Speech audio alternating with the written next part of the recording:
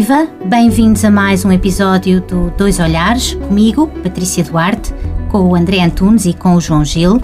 Neste podcast que expõe as duas faces de assuntos relacionados com a criminalidade, vamos falar hoje da família e do papel que ela desempenha na vida de cada um dos meus convidados. E começamos precisamente por aí. Que papel desempenha a família na vossa vida? André. Bom dia, novamente. Portanto, a família para mim acaba por ser aquele núcleo fundamental, um papel estruturante, é o alicerce de tudo, no meu dia-a-dia, desde a base até ao topo, até ao teto, porque é de lá que eu adquiri todos os valores morais e sociais enquanto pessoa, e portanto para mim é aquele núcleo protegido que faz parte de tudo e está na origem e no fim do meu dia-a-dia e daquilo que é o meu papel enquanto cidadão. Portanto, tudo para mim gravita em torno da família, sendo esse o núcleo, tudo o resto é periférico, embora seja igualmente importante, como é lógico. João, e a família para si? Que importância tem? Eu vou ser um pouco repetitivo, como já disse em outros episódios. A família para mim tem um papel fundamental, é tudo o que nós temos. Como das minhas palavras, faço as palavras do seu comissário André, é o nosso alicerce, é o que nos dá força, o que nos motiva para fazer o bem, para andarmos num bom caminho e muitas vezes para olharmos e dizer assim: tive uma boa estrutura, tenho uma boa família, que estão cá para mim, para me apoiarem, para o que eu necessito. Eu também vou estar aqui com eles e vou fazer o caminho certo por eles. E neste percurso que está a fazer agora, a família tem sido fundamental para lhe dar força, para lhe dar coragem? Eu acho que não fosse a minha família, neste momento eu não conseguia estar aqui, bem mentalmente, espiritualmente. A minha família apoia-me financeiramente todas as semanas por causa das cantinas, carregamentos da cabine para falar com elas diariamente, visitas semanalmente naquela cadeia que é o fim de semana. Estou com eles todos os fins de semana, das minhas precárias, e a família é tudo o que nós podemos ter. E como é que eles estão a viver este seu período, João? Neste momento, agora que já estou num momento de reclusão diferente, em regime aberto, com saídas de precária, que já me viram em casa, que eu estou bem, vê-me de uma maneira diferente. Estão como eu, é um objetivo de cada vez, estamos a viver uma precária de cada vez. E parecendo que não, eu se tiver sorte, dentro de meses até posso estar na rua, que vou ter uma avaliação dentro de meses. E é nisso que estamos focados, tanto eu como a minha família, e estão a viver as coisas mais pacíficas, a encarar as coisas de melhor maneira, já sabem como é que a cadeia funciona mais ou mesmo, já sabem a quem ligar, quando alguma coisa está a correr mal, você não liga para casa, já sabem a quem ligar. Com a minha técnica, por exemplo, já fui trabalhar e não liguei de manhã, o João está bem, como é que ele está, como é que ele não está. Coisas simples, já encaram as coisas de maneira diferente. É curioso porque na preparação destes programas percebi que quando o indivíduo é preso, a família também é presa. Vive muito aquilo que se passa consigo, neste caso, não é? No caso da polícia, quando alguém decide ir para a polícia, a família também acaba por ser um pouco polícia. É um bocadinho também parecido, sim. Isto que o João acabou de dizer, este apoio permanente que ele sente da família, isto é um privilégio. Nem toda a gente tem este privilégio, mas isto de facto, ter alguém que nos nossos bastidores estão lá a torcer por nós e a ajudar e a apoiar naquilo que precisamos, é de facto um grande privilégio. E eu, particularmente sendo polícia, e quando digo que sou polícia, faço de peito cheio e com um orgulho transbordante. Portanto, tive a sorte, considero assim, de ter conseguido, ter tido um percurso de vida que me fez chegar aqui. E de facto sempre me senti apoiado pela minha família no desempenho das minhas funções. Agora, não posso esconder que existe sempre um certo receio que está subjacente à própria missão, à exposição, ao risco, e tenho consciência que isso acaba por ir cintilando ali algumas campainhazinhas de vez em quando lá em casa. Eles sabem quando vai, por exemplo, fazer uma operação mais violenta? Sabem, até porque muitas das vezes esse tipo de operações exige um empenhamento temporal maior. Portanto, às vezes chega a estar 2-3 dias em operação, portanto é fruto das funções e obviamente que tem que ser explicado minimamente o porquê disso acontecer. Agora, tento ocultar pormenores, portanto acho que não é necessário estar ali a contar pormenores e até por reserva de informação, porque há coisas que não devem mesmo ser comentadas fora daquele núcleo do serviço. Mas tenho consciência que belisco e comprometo muitas vezes o tempo dedicado à família, e isso é algo que vou debatendo no meu dia-a-dia no sentido de tentar minimizar, Mas não é fácil. Muitas vezes as exigências são muitas, lidar com prazos rigorosos, ter que promover despachos e atos processuais de muita responsabilidade. Mas pronto, aproveito este momento para deixar aqui público o meu agradecimento à família e um pedido de desculpas por não estar lá tanto quanto queria e devia. E na vossa opinião, existe uma relação direta entre delinquência juvenil e funcionamento familiar? O que vos dizem os casos com que convivem mais de perto? Eu acho que a relação é justamente isso, é absolutamente direta, porque é na família que são transmitidos os valores, as tradições, as culturas, os costumes, quer morais, quer sociais, e no fundo são esses valores que vão servir de base ao processo de socialização da criança e do jovem mais tarde, não é? Portanto, se aquilo que for transmitido no processo educacional dessa criança, no seio da família, não for o mais adequado, garantidamente que vamos ter ali um jovem que irá praticar depois, no fundo, tudo aquilo que viu. Vai ser um espelho daquilo que aprendeu. Se o seio familiar for desestruturado, for disfuncional, seja com práticas abusivas, com comportamentos agressivos ou violentos, ou até com a prática de crimes, essa criança vai seguir o mesmo padrão. Portanto, a relação, para mim, acho que é direta. João, por aquilo que já disse noutros episódios, acredito que concordo com aquilo que o André disse. Sim, eu concordo com o que o Sr. Comissário André disse. Tudo tem a ver com a família, não é? Nós somos um espelho daqueles mais velhos, aquelas pessoas de referência no que nós queremos ser, e a família tem aqui um papel muito importante para fazer no bem ou para fazer no mal, claro que sim. Vocês têm inclusivamente a figura do patriarca. Exatamente. Temos sempre aquela figura do patriarca. É o tal modelo. É o tal modelo, não é? O tal modelo. Nós, quando somos crianças, ou queremos ser polícias, ou queremos ter aquilo, ou queremos ter o outro, e nós vamos sempre crescendo com um objetivo de vida. De vez em quando desviamos para o mal, não é? E de vez em quando seguimos pela linha reta. Isto aqui, o desfuncionamento familiar. Muitas vezes as famílias são bem estruturadas, são 3 irmãos iguais e um deles segue pelo caminho mau, porque não sabe ouvir um não, se calhar quer um ténis de 100 euros ou 150, e os pais impõem-lhe aquele preço, agora não, só te compro daqui a 2 meses, ou se tiveres boas notas, e eles começam a andar em grupo e querem ter as coisas de imediato, e é quando começam a sentir aquela adrenalina e aquelas coisas, terem as coisas de imediato como eles querem. Apesar do padrão de educação ter sido o mesmo, se terem-se descambado. Okay. Pode sempre haver desvios nesse caso, então. No caso da etnia cigana, João, recordo-me que nos episódios anteriores referiu que a família nem sempre ajuda. Pode ajudar-nos a compreender melhor esta ideia?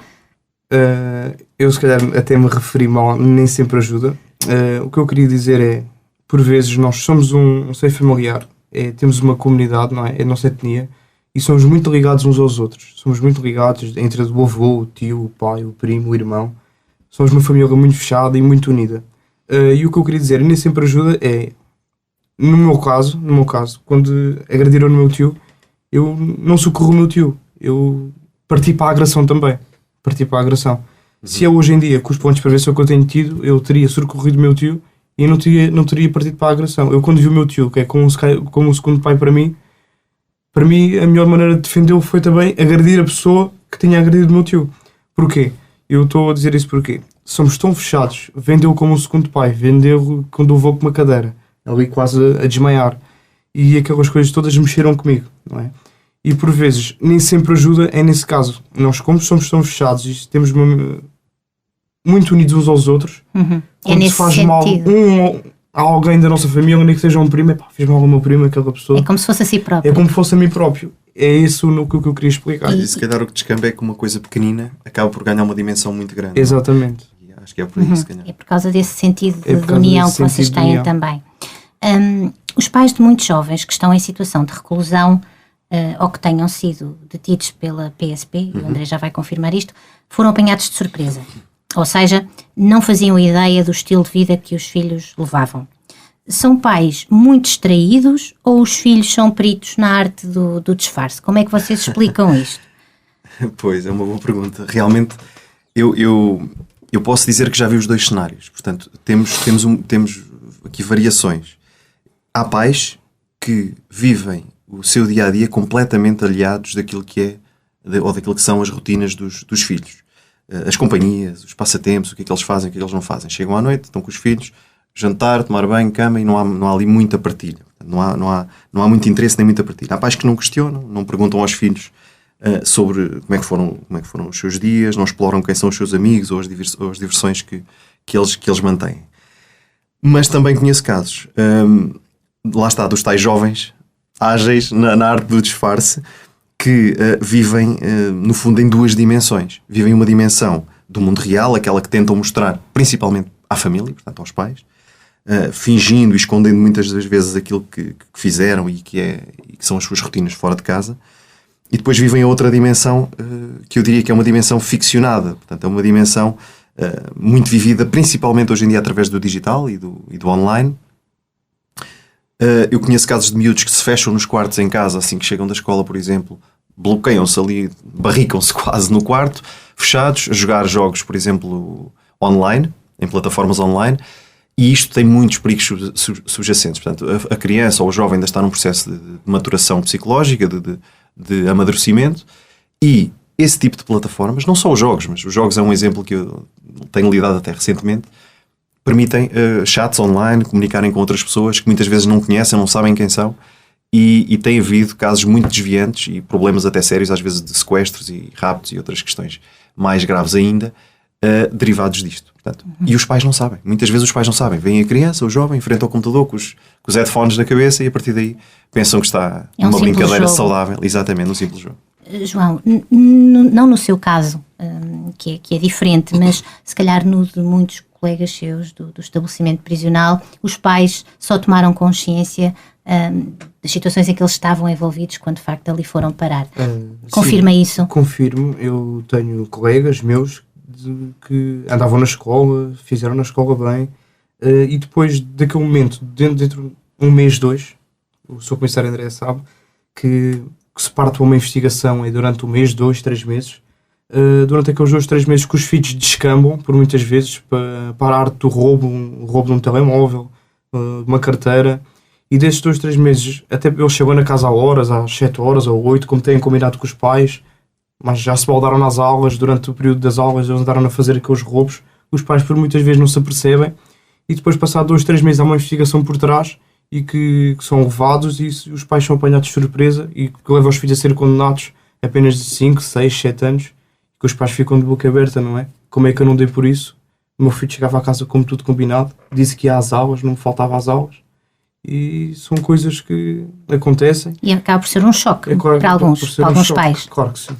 Mas há reações das famílias muito dispares. Eu já vi também os dois lados, já vi famílias a terem conhecimento de que um seu membro foi detido pela prática de um crime, e, portanto, as pessoas entram em verdadeiros prantos, ficam altamente chocadas por saberem dessa detenção.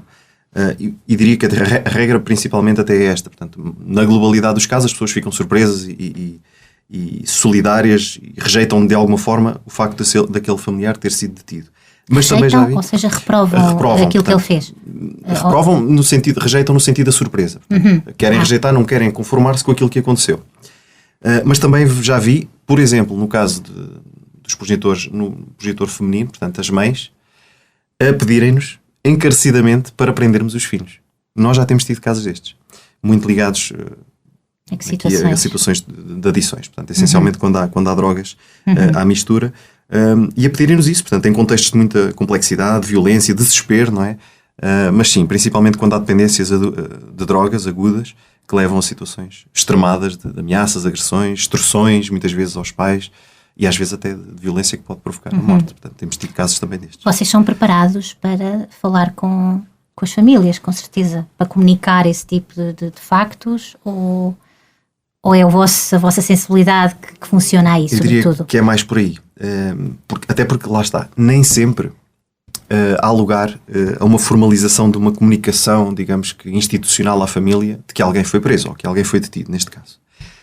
E isso pode ter várias causas, ou porque a detenção ocorreu na presença portanto, os familiares até assistiram em primeira mão, e aí não há lugar a comunicação nenhuma, portanto, está ali clarividente o que aconteceu, ou até porque é o detido, muitas vezes, que prefere ser ele a fazer o contacto e comunicar, portanto, ele tem direito a contactar com a família, ou com alguém da sua confiança, ou com um defensor, e pode ele próprio preferir fazer essa diligência, digamos assim, ou às vezes, portanto, sendo o indivíduo detido, recolhendo um calabouço, por exemplo, uma cela de detenção, até ser presente um juiz, ou ao Ministério Público, pode haver necessidade ali de receber pertences, ou roupa, ou entregar pertences, e aí estabelece-se um contacto e ele depois comunica o que tem a comunicar. Diria que não existe aqui, portanto, um protocolo estanque. Vamos nos adaptando, sim. Falando agora de namoro e casamento, penso que só o André é que é casado, o João não? Pois não, João? Não. Eu sou casado dentro da minha tradição, não é? Estou muito em bem. união de facto. Mas serve para aquilo que eu vou perguntar, de qualquer modo. Sim. O que eu pergunto é se a vossa circunstância dificulta a relação ou fortalece a relação? João? Eu posso falar do meu caso. No meu caso ainda fortaleceu mais a minha relação. Sempre tive uma relação espetacular com a minha companheira, com a minha mulher, e hoje em dia ela preparou-se financeiramente para falar com advogados, para falar com técnicas, para vir à minha visita todas as semanas. Adapta-se com horários das minhas visitas, por vezes que mudam, às vezes é de manhã, às vezes é à tarde. Ajudam no que eu mais necessito, que é no apoio psicológico, todos os dias nas chamadas, nas minhas precárias, e eu acho que desde que eu vim preso, a minha relação ainda ficou mais forte e mais fortalecida, porque também há uma abertura, não é? Eu não posso também querer mandar em tudo o que ela faz, ou por vezes quando as pessoas são presas, as relações acabam porque a mulher foi se calhar tomar um café, ou foi beber uma água, ela já está com outra pessoa. Não há confiança. E não, tem que haver confiança, tem que haver abertura da minha parte também, como na parte dela. E sim, fortaleceu muito mais a minha relação. E portanto, quando sair, a sua mulher está à sua espera, claro, obviamente, que sim. Não é? Claro que eu concordo, eu acho que sim, concordo inteiramente. E quando as pessoas se apoiam mutuamente, não é, naquilo que são os seus projetos, ou profissionais, ou individuais, dentro da relação, essa mesma relação sai ela própria também mais fortalecida, porque aquilo que inicialmente começam por ser só 2 braços a remar, passam a ser 4, não é? E com essa força o barco vai muitas vezes mais longe e às vezes até contra a maré, inclusivamente, portanto, que é o caso aqui do João, certamente, que está a viver um período complicado. Portanto, muitas vezes tem que se remar contra a maré, mas certamente que os ventos se hão de alinhar e favorecer mais tarde. Exatamente. Estamos a falar de anos. Nós estamos a falar de semanas. Precisamente. Tenho aqui uma última pergunta para vos fazer sobre filhos. Neste caso penso que só o André tem. O que lhes vão contar das fases menos boas e dos erros do vosso percurso? Vão contar, João, no seu caso, por exemplo? Sim, se mais tarde tiver filhos, vai-lhes contar este período que está a viver? Vou contar o período que eu estou a viver. Vou contar o mal que é a cadeia, não é? O mal que é seguir o mau caminho. Vou-lhe dar exemplos simples, por exemplo, quando lhe der um telemóvel, se eu lhe tirar o telemóvel, qual é a maneira que ele vai reagir? Vai reagir mal, não vai gostar, não vai querer. E eu vou dizer, tu no dia que fizeres mal a uma outra pessoa, essa pessoa vai ficar como tu estás, frustrada, não vai aceitar, por isso não faças mal a ninguém e anda no caminho do bem. Um pequeno exemplo. Violência gera violência. Violência gera violência. Isso. E é isso que eu vou contar. Vou contar a minha história também pelo que eu passei na cadeia, que não é fácil, e pelo meu erro, o que me fez vir aqui parar, e vou fazê-lo perguntar à mãe dele também o que passou lá fora, como assim a minha família. André? Eu acho que sim, portanto, há fases certas para tudo, não é? Se calhar não será naquela idade em que a criança ainda não tem propriamente consciência do que é ser preso ou estar numa cadeia, que se lhe vai estar a contar uma história pesada, não é? Certamente haverá ali um momento mais adequado, não sei bem qual será, mas acredito nisso. E no meu caso também, portanto, não terei problema em contar as minhas falhas e enumerá-las. Aliás, acho que isso até será um exercício de humildade e respeito para com ele, e que lhe permitirá, de certa forma, crescer e com uma noção de que a vida não é um mar de rosas, as coisas acontecem, não existe o caminho 100% perfeito, há muitas armadilhas espalhadas pelo nosso percurso de vida, e o que eu no fundo espero é que os meus erros e aquilo que forem as passagens que eu lhe transmita possam converter-se em apoios em estacas, por exemplo, no caminho dele, onde ele se possa apoiar para chegar mais longe do que eu cheguei e para ser em tudo, digamos que, uma melhor versão daquilo que eu consegui ser, pronto, enquanto homem. Que bom, terminamos este programa com esperança. Obrigada por estar desse lado. Eu, o João Gil e o André Antunes voltaremos em breve com outro tema. Até lá, ouça e partilhe este podcast através do site do Região de Leiria e das principais plataformas. Até breve.